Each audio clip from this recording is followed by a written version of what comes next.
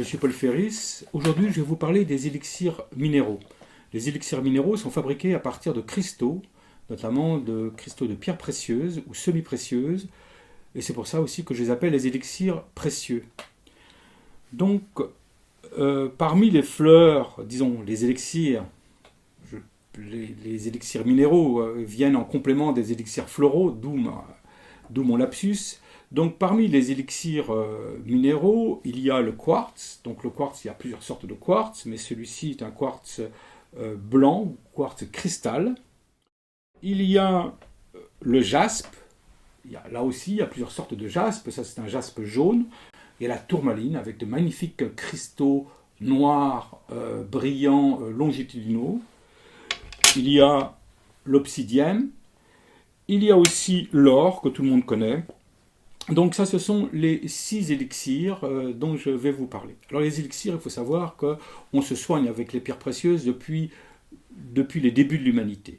Et si les gens aiment porter des bijoux, c'est pas seulement pour avoir le plaisir des yeux, c'est souvent qu'on attribue des valeurs thérapeutiques aux pierres. Ces valeurs thérapeutiques changent plus ou moins d'une civilisation à une autre. Et disons que moi, je me suis basé pour mes recherches sur 3 sources de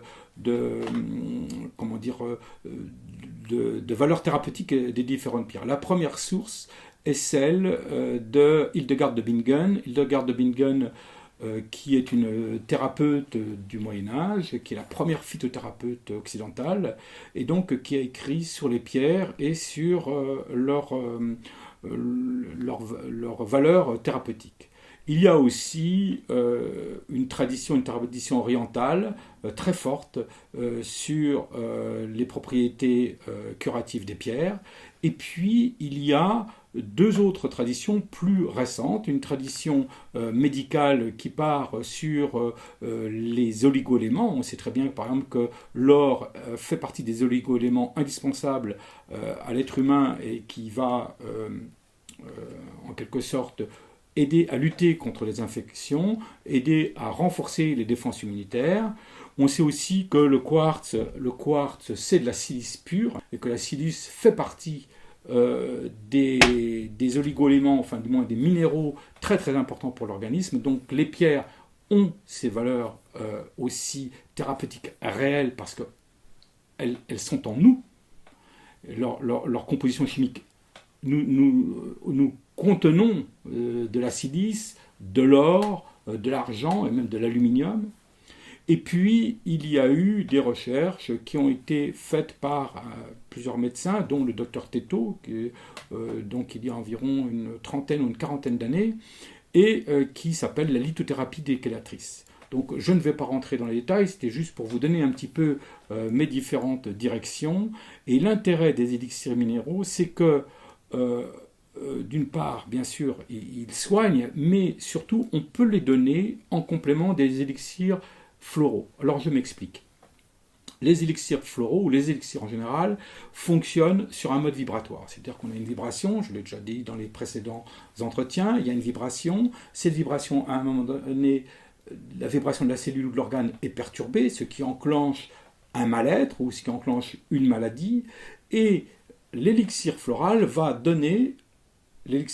ou minéral va donner la petite vibration, et cette petite vibration va faire en sorte qu'elle va va redonner une bonne période à la vibration qui a été atteinte et qui a été perturbée.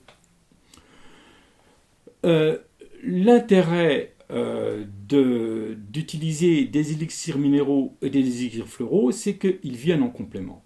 Dans un orchestre, par exemple, si vous avez un orchestre avec un piano et un violon, eh bien, on est sur 2 systèmes de vibrations différentes et donc on a une sorte d'harmonie.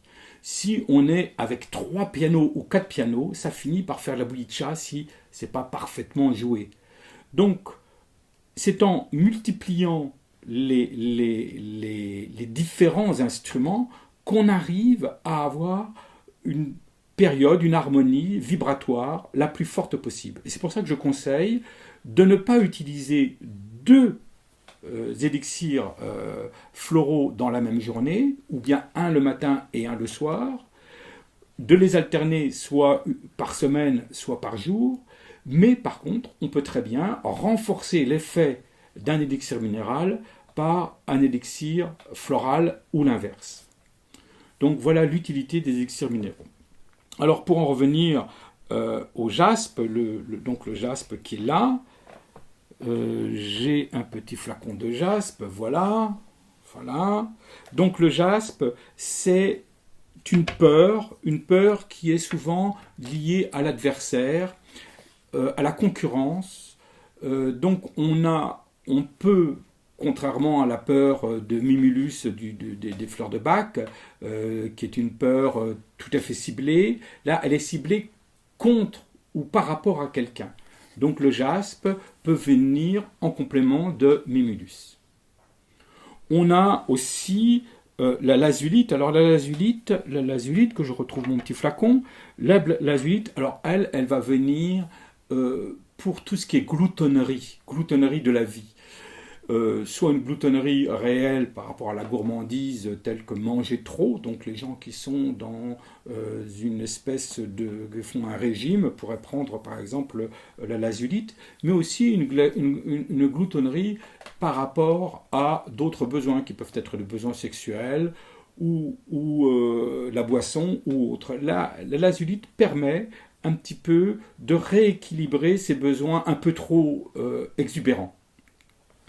Il y a donc l'obsidienne que voilà, et l'obsidienne qu'il faut que je retrouve, alors, allez, où cette obsidienne? Là voilà, donc l'obsidienne qu'on peut porter sur soi, bien sûr, mais des fois c'est plus facile de l'avoir sous forme d'élixir, d'autant que l'élixir a l'avantage d'avoir été dynamisé, ce qui fait que la force de la pierre, la force vibratoire de la pierre est plus forte.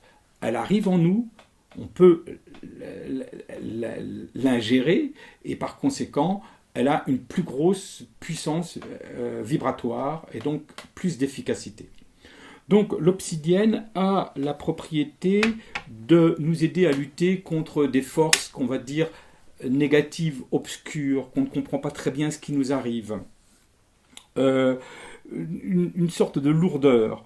C'est un élixir que je recommande particulièrement avec certains des élixirs que j'ai élaborés, notamment le phorbe et le pistachier.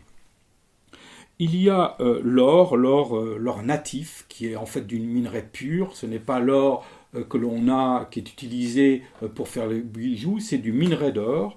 Et l'or natif va permettre de lutter contre des sensations d'étouffement et bien sûr aussi redynamiser les défenses immunitaires comme on l'a vu comme j'en ai parlé là il y a un instant.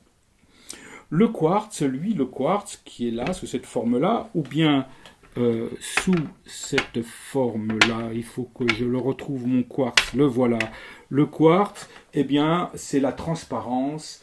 Et comme son nom, à la fois son symbole le montre, ça permet de lutter contre les ides noires, l'inaptitude à l'organisation, et ça permet aussi de renforcer certaines fleurs que j'ai élaborées, et notamment le cyste et la G7. Enfin, je voudrais terminer avec la tourmaline. La tourmaline qui se cache ici, eh bien la tourmaline, donc cette petite pierre que j'avais montrée au début, c'est là encore une pierre qui est proche de l'obsidienne, un peu par sa couleur, mais aussi par son utilisation, et on l'utilise quand on est justement dans cette lourdeur, une tristesse ambiante. Ce sont deux pierres qui sont proches. Alors quand on a des pierres qui sont très proches ou des élixirs qui sont proches, eh bien on y va aussi à la sensation, c'est-à-dire qu'il y a certaines personnes qui sont plus attirées par la tourmaline que par l'obsidienne. Et donc dans ce cas-là, elles vont choisir plutôt l'élixir qui leur convient de façon naturelle, on va dire. Voilà, j'en ai fini avec cette petite présentation des élixirs minéraux qui ne sont pas encore très très connus, mais qui gagnent à l'être et surtout qui gagnent à renforcer les élixirs floraux, que ce soit les élixirs d'Edward Bach ou les élixirs de Paul Ferris, ou bien d'autres, parce qu'il existe d'autres élixirs, notamment ceux que j'appelle les élixirs des jardins, et qui sont des élixirs dont je parlerai une autre fois, qu'on appelle aussi les élixirs européens ou les fleurs de France. Donc il y a quantité de façons de parler de ces autres élixirs. Nous verrons ça dans un prochain entretien. Au revoir et merci.